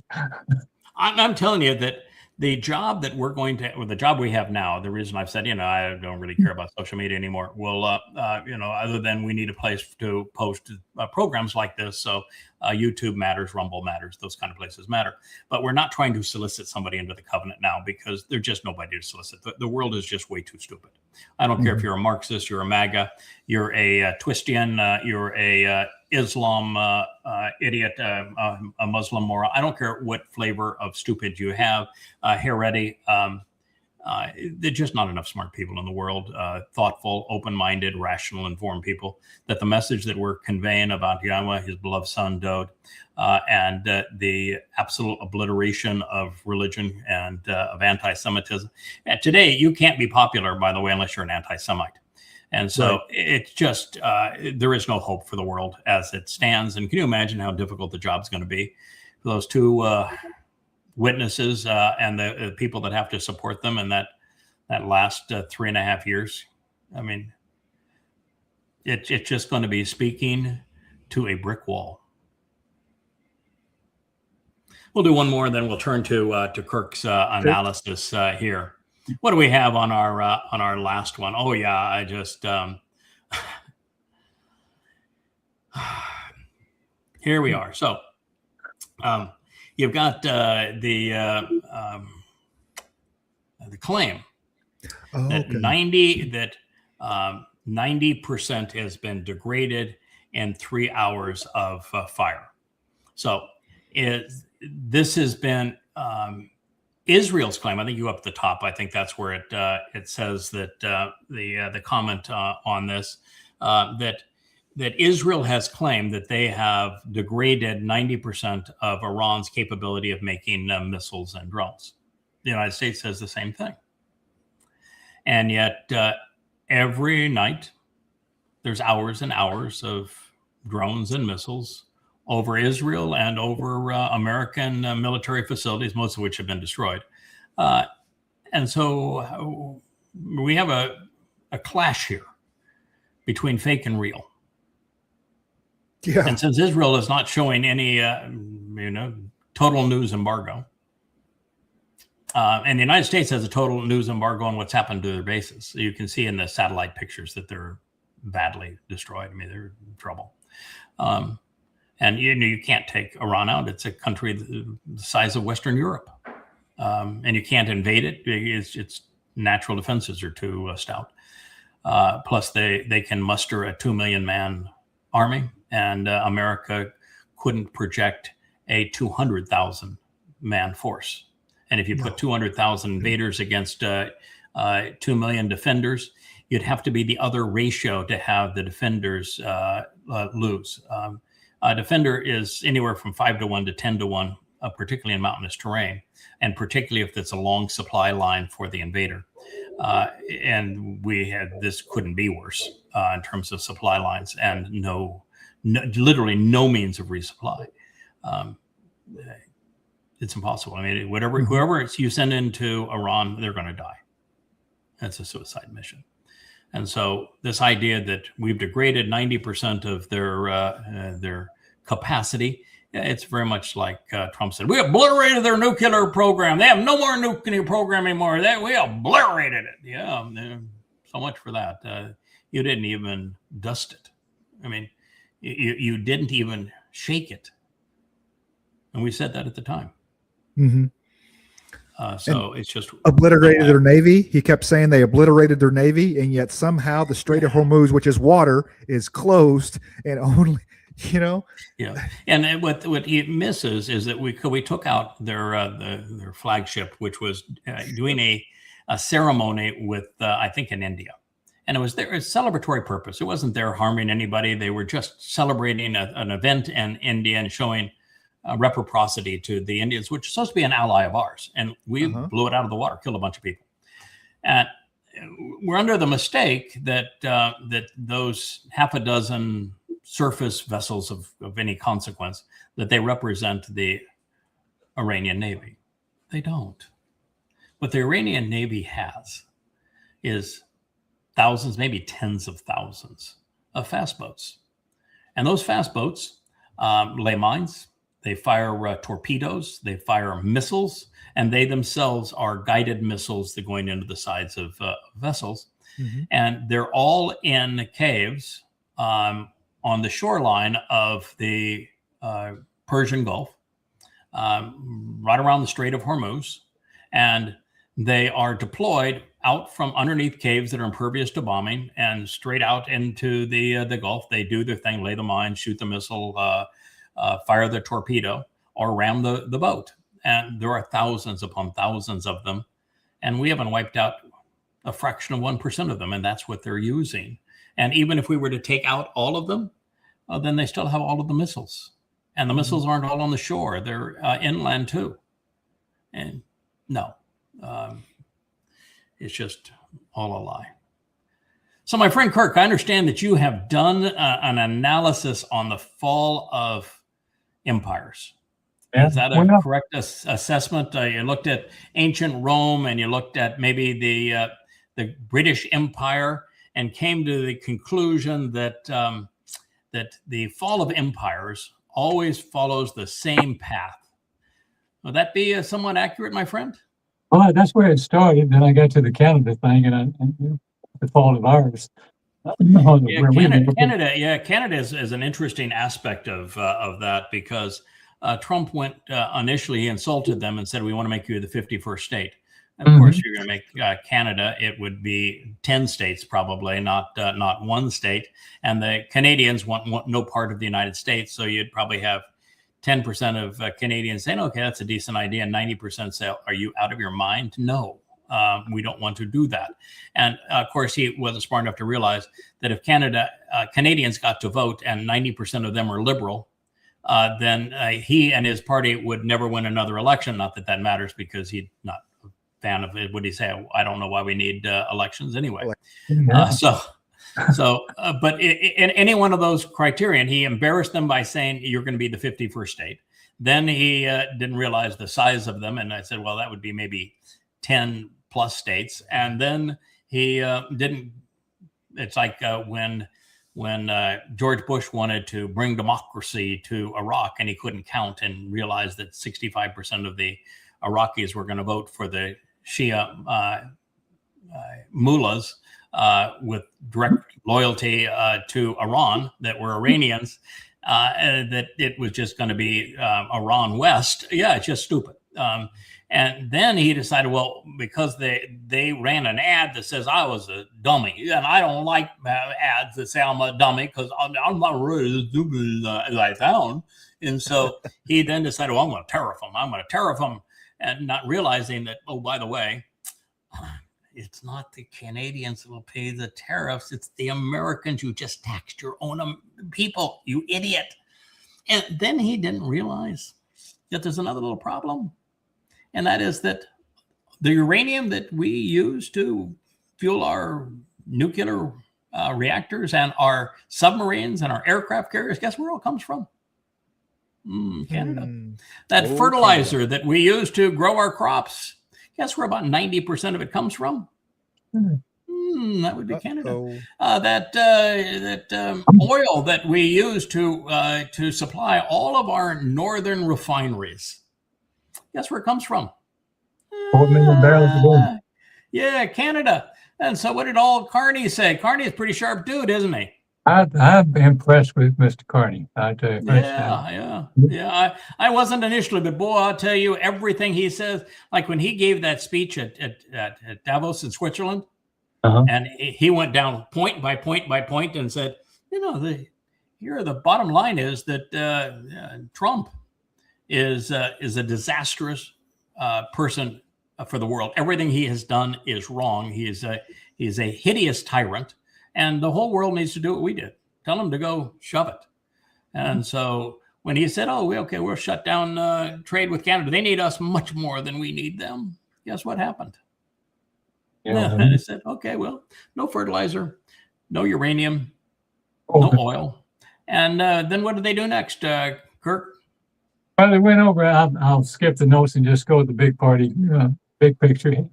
He decided he needed a trading partner, so he went to China. He went to China. And China, because America took Venezuela from China. Trump patted himself on the back for that one, didn't he? And so, and Venezuela, you got to go all the way around South America and those, the Drake Passage, and to bring the oil here. They just got much more convenient. Now all they have to go is to Vancouver and pick it up. Right. Because guess what? The Canadians have more oil, and it's better oil than was in Venezuela, and it's a lot more convenient. And so guess what? Our refineries are dry. Yes. And the Chinese are saying, thank you very much. That was really nice of you. Oh, by the way, we'll step in here for you, but you're going to do something for us. And that, do you know what the little deal was that they made with the Chinese? Well, they changed. They first of all, they bought in. They allowed a lot more electric cars in, which are very wonderful cars. I think it's 40, and that was the 45,000 electric vehicles a year. With the minimal duties, where BYD and other electric cars in the United States are dutied at 100%. And the reason their duty is 100%, if they weren't dutied, Tesla wouldn't exist. Yeah. Tesla exists because of duty protection. That's why Musk, when he turned on Trump after Trump turned on him, realized I better go brown nose him again because I've got no business. 90% of my business in SpaceX is U.S. government. 90% of my business and Starlink is the U.S. government. And my biggest customer on my AI is the U.S. government. And Tesla doesn't exist without the U.S. government. I probably better resolve that little problem because he's ruthless. Well, the fact is that it's 100% duty and embargoes and everything else. But the Chinese EVs are vastly superior, vastly better appointed, and a third the price. Yeah. Tariff's only 6% to Canada, so that's nothing. They can absorb that. Yes. So the dealers are 6% duty on a product that's already superior by 50, 60, 70%, maybe 100% in quality, and it's anywhere from a third to half the price with a 6% duty. It's meaningless. And 6% duty is kind of paperwork stuff. No. That was screw you. By the way, Europe did the same thing. Yeah. Europe went to China as well. China is the winner in everything that Trump is doing. But the reason that what the oligarchs in America really want, Kirk, with the China, is that America now realizes that they can't beat China economically. China is the industrial engine of the world, and it owns us economically. It's way too late to do anything economically. And they know they can't threaten China militarily. China produces 300 times the tonnage in ships, both maritime commercial and also warships. 300 times what America does. And it takes America 15 to 20 years to bring an aircraft carrier online, and then the toilets don't work and the laundry doesn't work. Right. And the Chinese can bring 3 a year if they wanted to, and all the support for them. So America can't go to war with China, and it can't meet China militarily. So the only thing they could do to try to thwart China, and the only reason they want to thwart China, the Chinese aren't bad. I mean, but 50 years ago, I went into China. I was one of the first Americans into China when Nixon lifted the travel ban. The Chinese are wonderful people. I built factories in China. Love the Chinese people. They're very decent, hardworking, smart people. I never did a deal with the Chinese that they didn't honor. But we make both the Russians and the Chinese into the boogeymen in our media because it's good for the oligarchs. And so here we are, and you've got only one thing that the oligarchs think they have as a wedge against Russia and China, and particularly now China, which is at this point, even though China is by far the world leader now in nuclear power generation, they're overwhelmingly the world's leader in solar power generation. They are overwhelming the world leader in coal transition to both power and to usable fuels. Overwhelming. I mean, we're like 5 to 10 times the next country in terms of their proficiency in these things. And they've invested heavily in pipelines from Russia for fuel. And they have the Belt and Road Initiative that takes all transportation and trade over land as opposed to over sea, because the United States has only one way to impose its hegemon and its petrodollar and trade restrictions, and that's by its Navy. Mm-hmm. And they not only have a Navy that would beat America's Navy, they don't need to even compete with it because they have overland routes. And so there's about another 3 to 4 years for China to be completely and totally independent of any maritime purchase of oil or gas. And if America does not stop China for the boogeyman, principle here, and for the oligarchs that want to carve it up and own its resources, within the next 3 years, then nothing can be done. And so that's why Venezuela, that's why he wanted to go after Panama. That's why the war is actually being fought in Iran. That's why we're trying to destroy Russia, because Russia is their principal supplier. Okay. So when you began to do this, we want to start on Carney. Go ahead, and what other things did you find about that Carney did? Because Carney's background, he was a banker, a world banker. Well, he was a big deal banker. He started in like 14 years in Goldman Sachs, so he got the inside scoop there. And then he went to into the banking business. He wound up in London. He's the one that was the head of the London Bank, National Bank or Federal Bank, what we call the Fed. And he controlled that and got him through the Brexit exit. They separated themselves from Europe. So he knows the ins and outs of how things work more than anyone probably anyone had. I don't know too many that got all this stuff going on. Like and I didn't know that. So Carney played a significant role in Brexit, such that that the euro and the pound were disjoined in such a way that England could survive having its pound and having its banks disjoined from Europe, which was a miracle because of the relative size of the UK versus the rest of the European Union. So he was a significant contributor to that. Oh, he was the head of the Bank of England.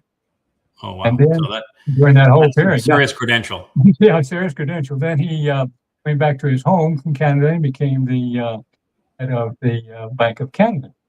So he knows the ins and outs. He knows everything that we trade, how we trade. He knows where our vulnerabilities are. He knows exactly what we are and what we're doing. And then Trump did a couple of lousy things to him, besides just insulting and everything. It was very distant. That pissed him off. But prior to that, he spent a whole year planning what these moves that he was going to make. When he did that, finally just couldn't take it anymore, and the opportunity came up, he struck. Yeah. And he finally announced it at Davos. He announced his plan, and Trump, of course, lashed out at him with ad hominem attacks, not irrational undermining of anything he had to say. But since that time, evidently Trump's advisors say, "Hey, you want to shut up?" He won. Yeah. You don't have any wiggle room. In fact, now even the U.S. Supreme Court says your tariffs were unconstitutional. You have to not only remove them, but you have to pay back the money you took from Americans. But the damage is already done. It can't be undone. It will never be undone. But here's one of the killers that I thought shows you the difference between a man who has a brain and our president. Trump froze $89 billion of Canadian bank accounts, and he used the Emergency Economic Powers Act. So he did it all. Same thing as if there were the way they froze Russia's money, the way they froze Iran's money. 300 billion in terms of Russia. Yeah. This is 89 billion on this one. And then, unbeknownst to him, I'm going to read a little bit so I get all the facts right. Unbeknownst to Trump and his government, apparently, the Prime Minister Carney planned to prepare this emergency weeks ahead, and he removed 77 million out of that 89 million back to Canada. America said no. They left the 12 billion because that was too flaky to put all the flags up. Yeah, bait. So what he did then, after they started bragging about it, and they found out it's only 12 billion left in there, he, being Carney, he did the same thing with American stuff, and it turned $43 billion of American accounts in Canada. To one. Yeah. That's 220 billion versus 12 billion. Oh, wow. Oh, yeah. You have to add back in the 77 million they already snuck out. And then you're at 43 American now. 15 to 1. 15 to 1, yeah. So then the next day he announced to the world that now this is when he went viral. Well, that's the art of being played. Is suppose the art of the deal? That's the art of being played. Yeah, this is the real art of the deal. So he went and announced to the world. Now he's got everybody's ear because they know who he is. Oh, of course. Yeah, and he's the man that stood up to Trump, looked Trump straight in the eye and said, "You are a con man, and we're going to best you, and the whole world needs to do what I'm doing and pay attention to what I'm doing." And he was the one man with the courage to stand up to him. Yeah. And then the next day, then he announced it to the world and went public with it. And he said, your money, he's talking now to the whole financial world that'll listen. He said, your money is not an investment in America. It's a hostage for the U.S. Yeah. Correct. And he said, so move it immediately. And quite frankly, they can trace about the Norway, the Saudi Arabians, the Singapore, the European Central Bank, they came about 2.3 trillion as we speak. And China and Japan. Japan was the largest holder. China and then Saudi Arabia were the big three. All three have not recycled. When a bond comes due in the past, they roll them over. Yeah, none of those countries have rolled over anything. And so every time something comes due, because none of those countries want to cause the United States to go into economic collapse. It's just too shocking for the world. They don't want. That's why China says, you really ought to stop this war, because this war is going to cause America to go into economic collapse. They don't actually want America to go into economic collapse. It's too big a shock for the world. And too many people will pay too horrific a price. The whole world goes into 1929 type of depression or worse if this happens. So the Chinese are actually trying to encourage not to happen. So and the European Union is doing the same thing, and Japan is doing the same thing, and Saudi Arabia is doing the same thing. So what they're doing is they're not rolling over any of their treasury bond purchases, and they're not buying anything new, such that China's holdings have fallen about 40% over these last year or so. Japan's have fallen appreciably. Europe's have fallen 25%. And Saudi Arabia's have done the same. And they're all buying gold, which is why the price of gold went over $5,000 an ounce. And they're all buying into the BRICS transfer system because they know that's the future.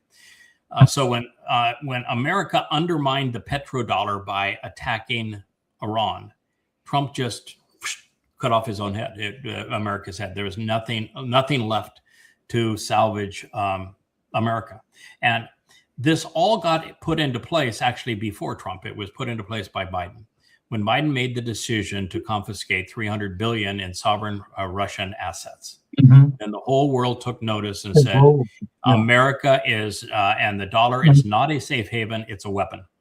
And we did the same thing with Iran, and when we did the same thing with Venezuela. And so the world woke up and said, no, the dollar is no longer safe. It is no longer a currency that we should be holding as a reserve currency. We need to de-dollarize our economies. And it was the confiscation of Russia's sovereign assets, $300 billion of them, that turned the whole world against America. It was one of the dumbest things that comatose Biden could ever have done, and the sanctions that followed, and the world turned against America. And the Iran war now is the devastating and unresolvable crime against the dollar. And see, what happens, and Carney figured this out, you guys probably know this, that when a nation is $39 trillion in debt, and no nation ever been anywhere near that kind of debt, but $39 trillion in debt. And the debt is the number one item on as an expensive government, even at artificially low, ridiculously low interest rates. A payment on debt is greater than the payment even on the cost of the military. And it's about to double and triple.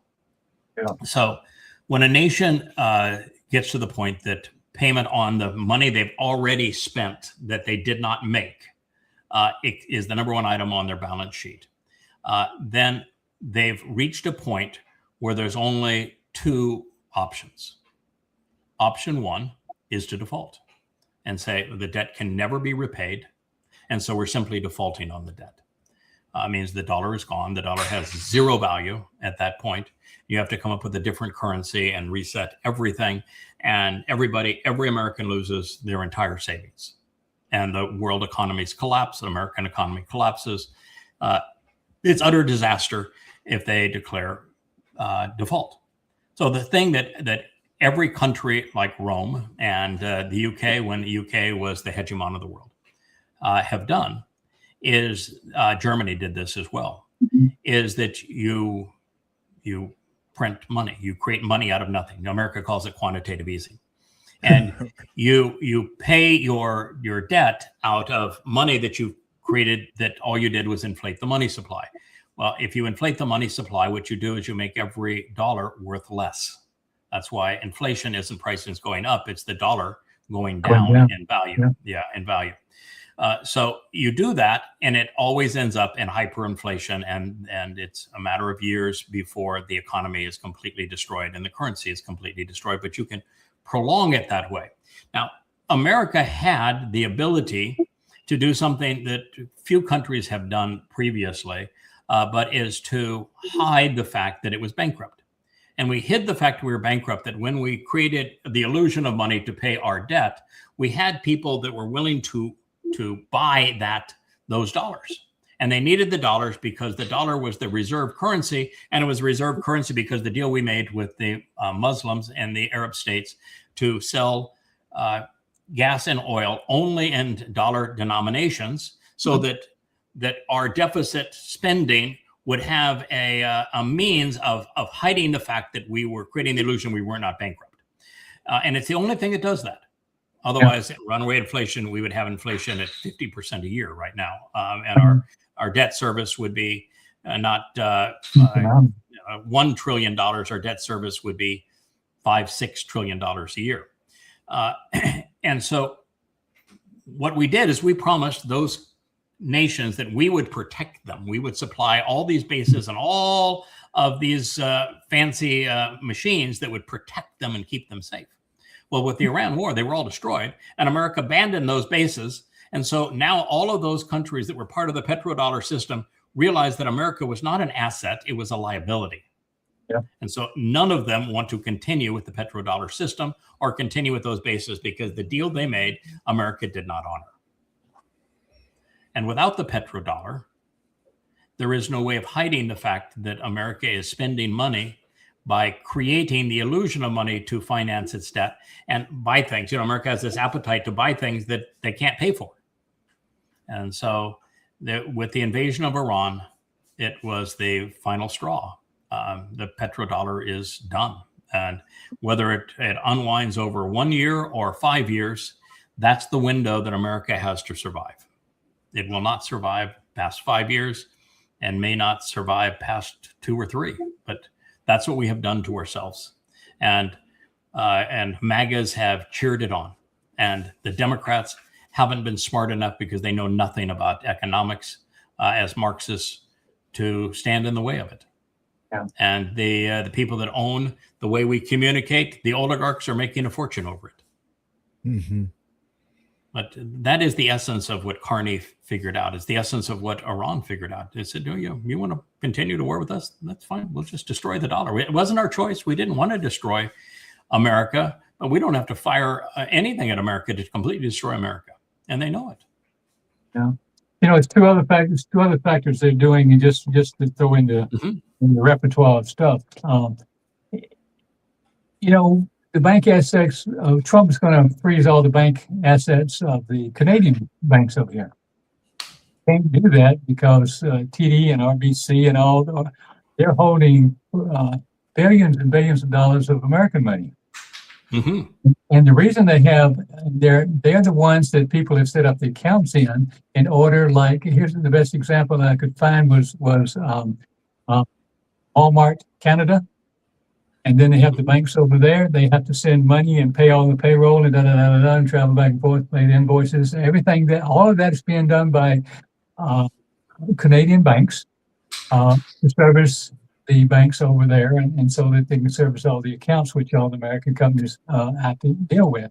If you take that away, there is a collapse like nobody's business way early. So, and they know that, and he knew that. So I was going. Do you think that Canada's America? Do you think Canada's America's largest trading partner? Well, it should be. I mean, it should be. Or should we think China is? I mean, he's always attacking China and unfair practices. Who's America's largest trading partner? It's got to be our border up north. We go. Yeah, it's Canada. It was. Yeah. It probably won't be anymore. No, I tell you what. Yeah. And you know who's a surprise up there in the top 5? There's 2 countries that are really a surprise in the top 5. Mexico is in the top 5. Well, yeah. It's not just because of proximity, but you know, all the NAFTA agreements that Trump overturned that were so favorable for both nations. You know, duty free. You know, no. But now the fact is, the Mexicans managed to find all manners way of cheating on them, and the Mexicans really did bend all of that to their favor and the detriment of Mexican citizens. But you know, the other one is Vietnam. Vietnam's the top 5. Because you've got Nike and all those others. It's just not Nike, but it's clothing and China is a low-cost producer, not because of cheap labor. Vietnam is a low-cost producer, as is Bangladesh, because of cheap labor. That's not the case in China. China is a low-cost producer because of supply chain management and automation. I know the BYD factories. You know, you look at them. There are huge cities of people that work in them, those lines are more robotic than our Tesla's lines. Well, there's one more error in your quiver here. You've got courtesy of Canada. They have, I grew up in Australia, and my two sisters live there, and I know how they think and so forth. And I know a lot about Australia. This guy has got everything as far as minerals go. They even found diamonds. De Beer came over and asked them, please don't sell these things on the market at any price other than this. He signed an agreement and all that sort of stuff. You got oil, they've got, you name it, but not a lot of oil. They have everything. If you add Canada and Australia together, they produce, God, so many minerals and things that are used in all the electronics and stuff. It's amazing how big a conglomerate that would be. And guess where Mr. Carney is heading off to next week? Australia.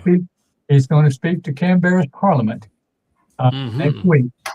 And between the banking ties of the City of London, you have Canada, you have this. Canada's got trading partners all over. There's 56 trading partners already available to the Commonwealth nation. These little stepchild used to kick around, he's got some teeth. And guess where Australia was within the last few months with Z in China. Oh yeah. Well, they do a lot of stuff with China and have for a number of years. But another factor is, if Australia, I grew up in Sydney. Every time you go down to Sydney, which I love the harbor, I live right on it. See all the American ships. They've been there since the World War II. And guess what? They told them they're going to tell them to get out. Then the whole Southern Hemisphere, Pacific, no American bases. They're dark. They can't. Because the Philippines has already told us to get out of Subic Bay, and Australia's going to tell us to get out. And just pretty soon, Taiwan won't be an independent country, and we're being booted out of the Middle East. Not looking good for America. Yeah. I smiled a little bit because I was proud of him doing what he did, standing up. But the second thing is, if anyone thinks that what we are talking about in these prophecies is not going to come true, or there's something that can kick the can down the road, all this is there. We just get into detail. Yeah, the only prophecies about our United States is that the corporeal manifestation of Satan that betrays Israel, called Rahab, will be an American president. He's Donald Trump, and that America is going to be destroyed. But it's God's only interest in America is in its destructive power relative to Israel, because it betrays Israel in the end. He says that the big talker will make all sorts of promises, but when it comes push to shove, he's going to abandon Israel. That's what God says. He told his people bluntly he was going to do that. But what we care about is Israel. And we don't care about the Israel government, don't care about the IDF, don't care about any of their political parties, most certainly don't care about Judaism. We're opposed to all of those things. But the land of Israel and Israelis and Yehudim, we care deeply about, and God does. And so almost all the prophecies are about God's people and only transcend beyond them if those people are interacting in a positive or negative way, 99.9% of the time negatively, against Israel. And so what Israel needs to know is the prophecies that exist about them, starting 60 days from now.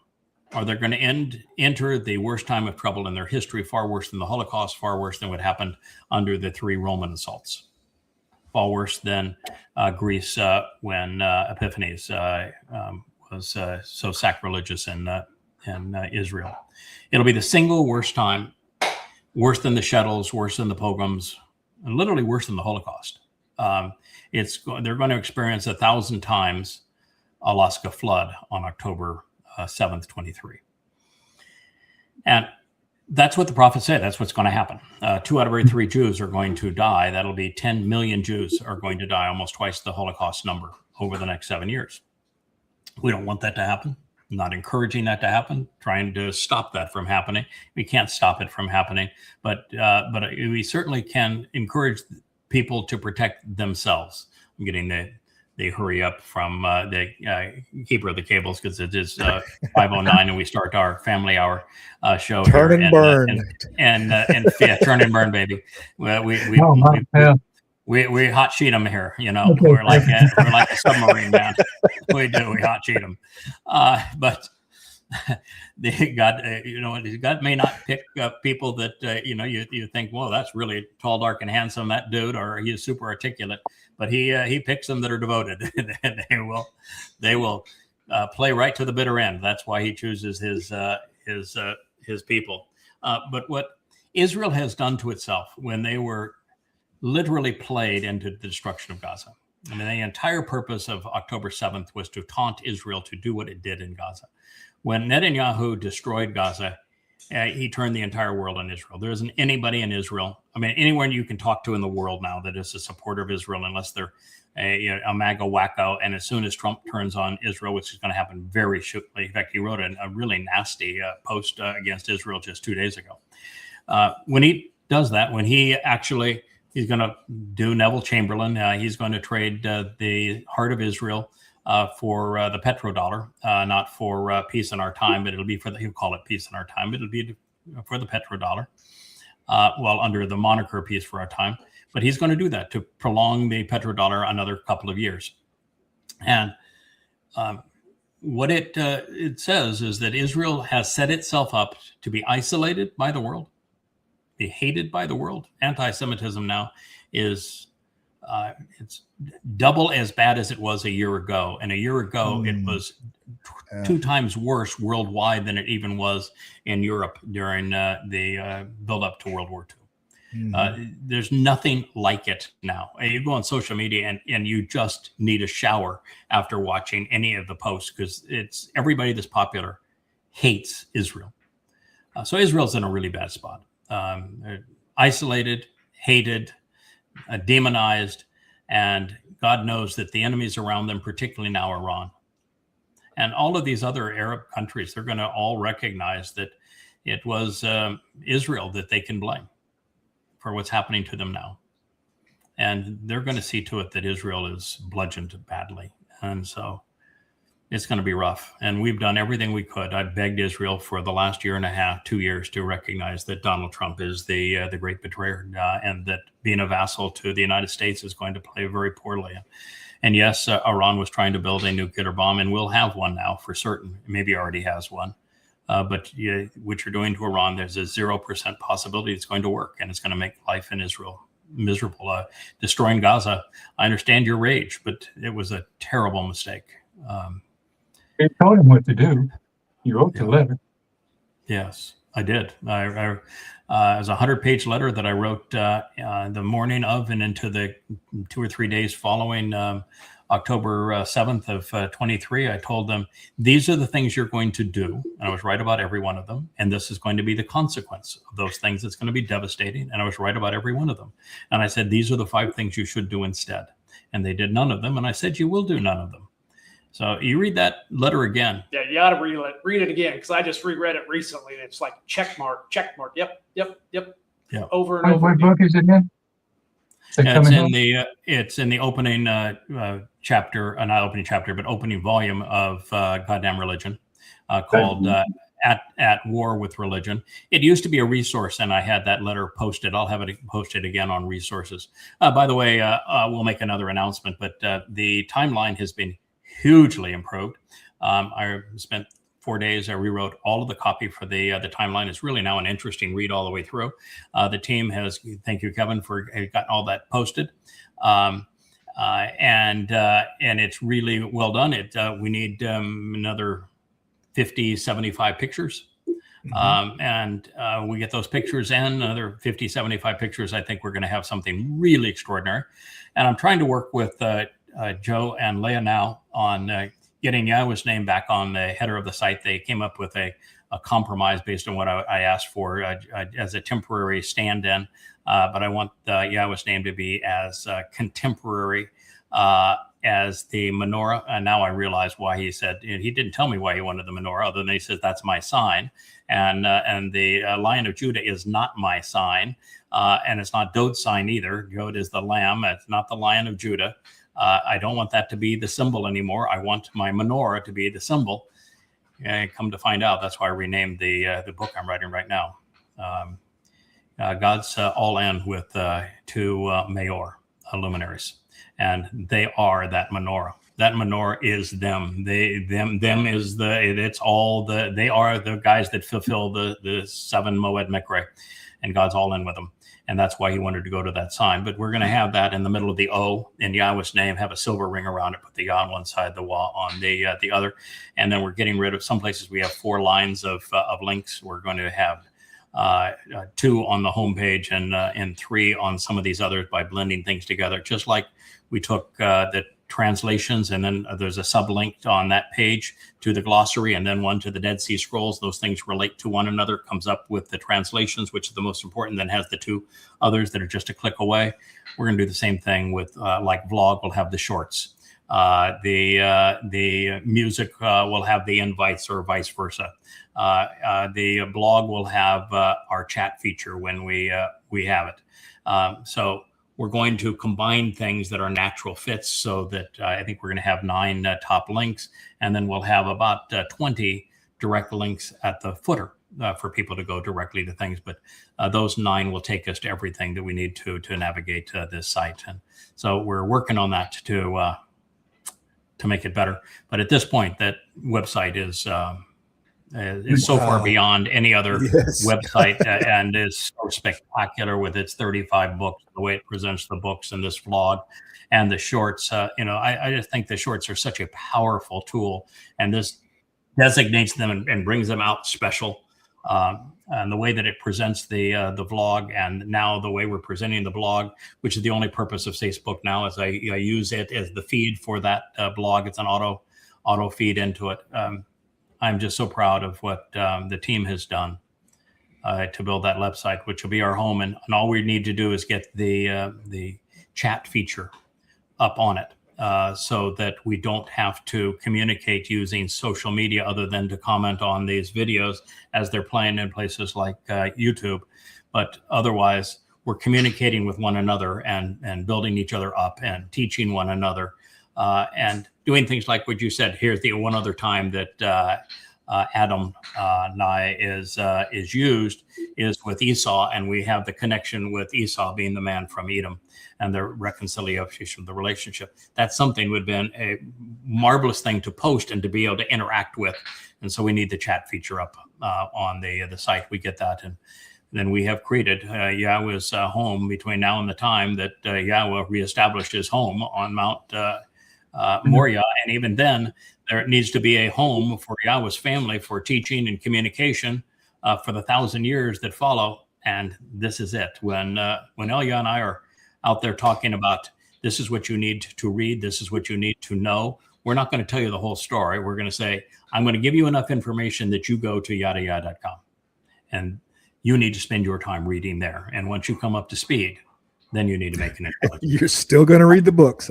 You're still going to read the book, baby. You know, there's no substitution for reading the books. And boy, I tell you what, this last one, it's so extraordinary what we're learning, and particularly now this understanding of how God was able to keep His plan on track and His people on track by inserting people that met the criterion that He was setting for us. That we're observant, that we are thoughtful, that we are responsive, and that we are reliable. And when He comes across a soul that meets that check mark, He reuses them. And it's the only way that God can be true to His commitments and His nature, and keep His people and plan on track, because it doesn't get more important than what happened with Dode when Dode fell off the rails. And so we know when he did it and why he did it and through whom he did it. And it's such a profoundly important insight. And it's going to be a huge part of what we're talking about as we go forward. Well, Richard is going to come over and clobber me on the head if we don't say thank you. I apologize if I spoke over some of your thunder. Oh, I don't know. That's fine. But boy, you got a lot of it out. And the good news is that my understanding of what you had come up with runs deep, and what you were communicating to us is essential. I mean, it is the very lifeblood of America, which is now Israel's only pretense of an ally. And Carney has shown that the king ain't wearing no clothes. Yeah, and it's over for America, and there's no return. It wouldn't matter if we have midterms. It won't matter if we have another election in America. It wouldn't matter what the resolution is of the Iran war. It doesn't matter what America does from this point.